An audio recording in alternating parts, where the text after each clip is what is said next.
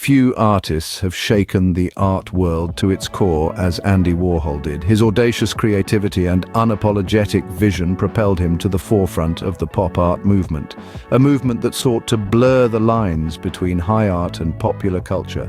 Warhol was not just an artist, but a provocateur who challenged conventional boundaries, posing the question, what could art truly be?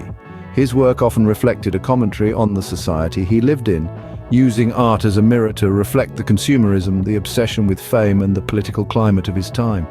His Campbell's soup cans and Marilyn Monroe prints are legendary, emblematic of his unique style that turned everyday objects and celebrities into art. But Warhol didn't stop at soup cans and Hollywood stars.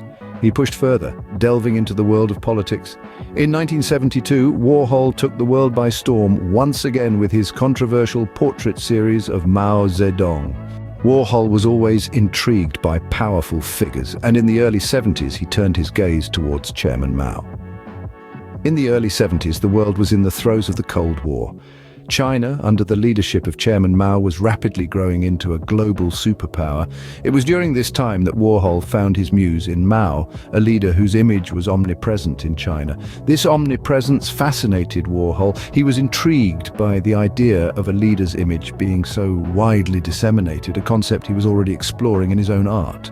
Warhol's fascination with Mao was not just about the man himself, but the image that represented him. Mao's portrait was everywhere in China. From billboards to textbooks, his face was a constant reminder of his power and authority. This omnipresence of Mao's image resonated with Warhol's exploration of fame and celebrity culture. To create the Mao portrait, Warhol employed his signature screen printing technique. He started with a black and white photograph of Mao, which he transformed into a high-contrast image. The screen printing process allowed him to reproduce the image repeatedly, a nod to Mao's pervasive presence in China. But Warhol didn't stop at mere replication. He took the iconic image of Mao and gave it a pop art makeover.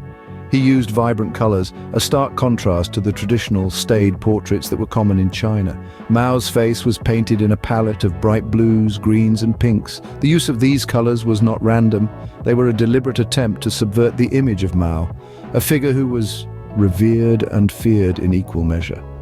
Warhol's Mao was more than just a portrait. It was a political statement, a commentary on fame, and an exploration of cultural iconography.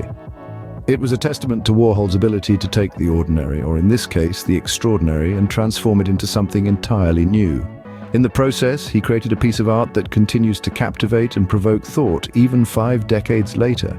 Warhol's Mao was met with mixed reactions, reflecting the polarizing nature of the artwork.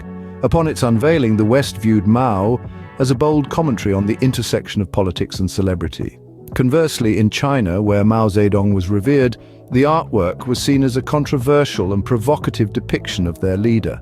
This piece not only stirred conversations around the globe, but also sparked a new direction within the realm of pop art.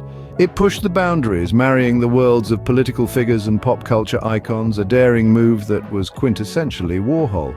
The audacious blend of vibrant pop art aesthetics with a politically charged subject matter was a game-changer.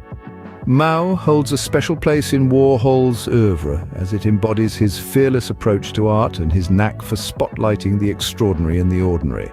Despite the controversy, Mao cemented Warhol's status as one of the most influential artists of the 20th century. Warhol's Mao is a testament to his ability to transform everyday images into art. This piece is the epitome of his unique style, where he takes a universally recognized image, like that of Mao Zedong, and reinterprets it in his own way. He uses the screen printing technique, a method he popularized, to create an iconic piece of art with vibrant colors that are instantly recognizable as his own. The image of Mao is not just a portrait. It's a commentary on the power of images and how they can be used for political and cultural influence. The bold use of color and repetition of the image highlights the omnipresence of Mao's influence and power, but Warhol's Mao also brings to the forefront the complexities of fame and power. It questions the nature of iconography and its place in our society.